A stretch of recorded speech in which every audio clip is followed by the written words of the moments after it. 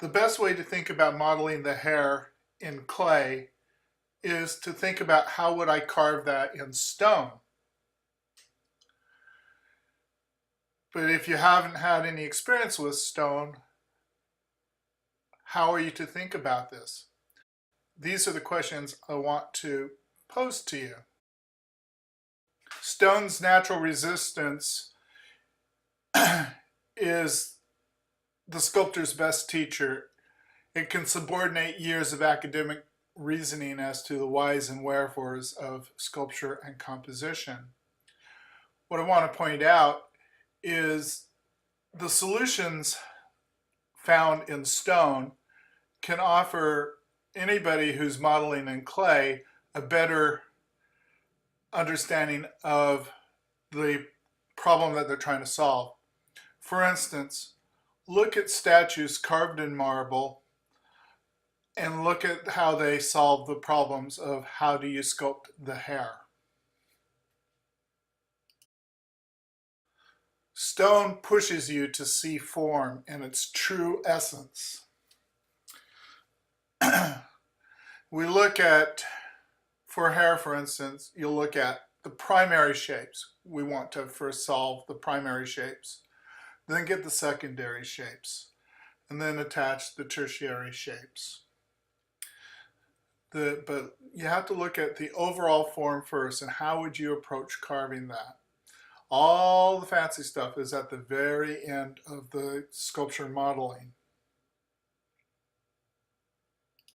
I'm going to offer some secrets that a lot of people won't discuss, but it'll add elegance to both your drapery and your hair. The real clue to look for in hair, you'll find this in Alfonso Mucha, you'll find this in Bernini, you'll find this in Paul Trubowski's work. The real trick to it is look at the parabola.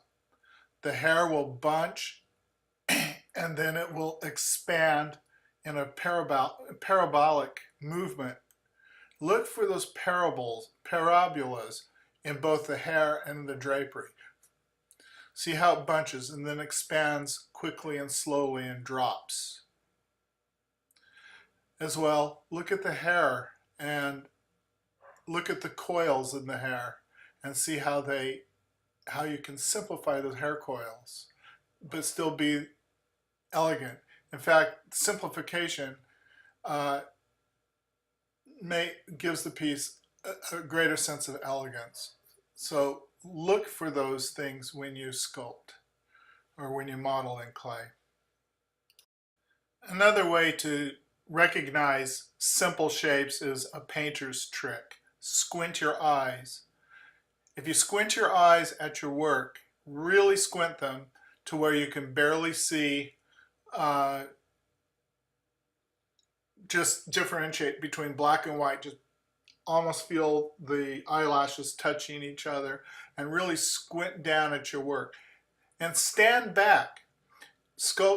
Modeling in clay and sculpture is an active endeavor. You need to run back from your work, look at it from a distance, turn it, move it, look at it through a mirror, take a photograph of it with your smartphone and look at it in your smartphone. Rotate the image so that you can see it as a mirror. Another trick to use is what they call a black mirror. And a black mirror is, I guess you could get a piece of black mylar and put it on the mirror, but I used to do this about 20 years ago in my painting. Is I had a black mirror in which it cuts out all the color and you just look at the values. A black mirror is extremely important if you want to really start getting those values. As well, you'll notice I use a single light source. That single light source, I can change the direction. Now when I want to work on the surface, I put the light source at the side because the side light will reveal all the flaws in your surface.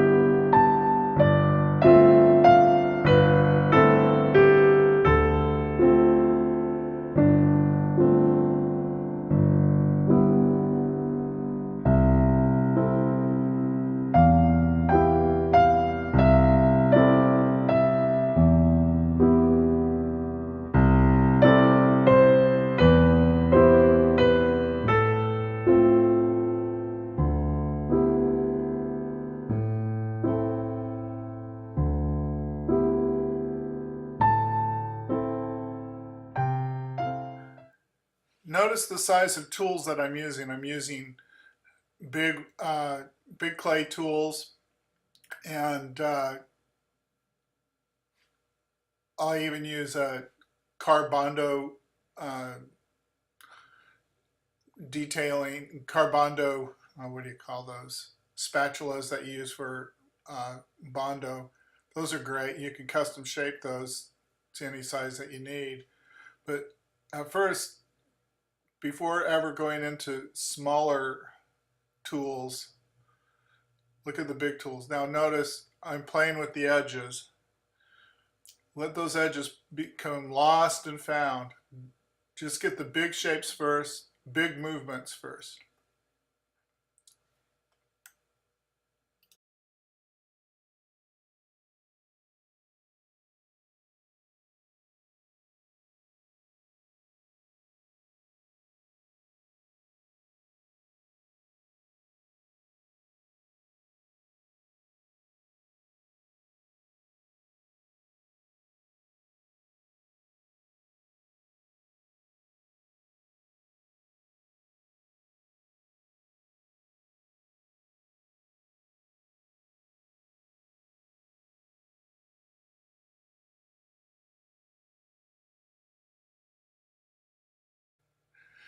Here you see I'm putting in one of my first hair coils. Notice the parabola movement of the coil. It'll tighten and loosen. This is dessert. This is the fun stuff.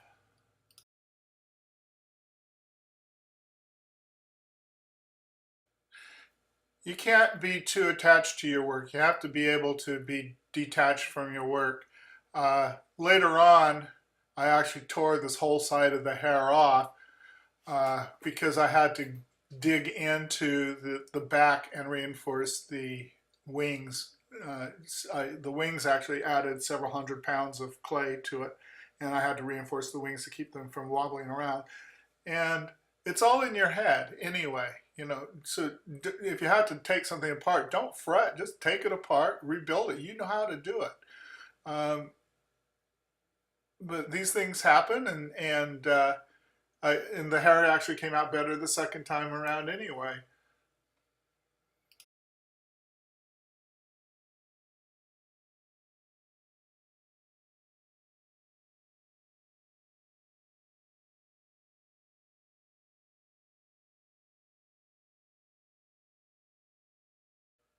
What we're trying to do is minimize effort.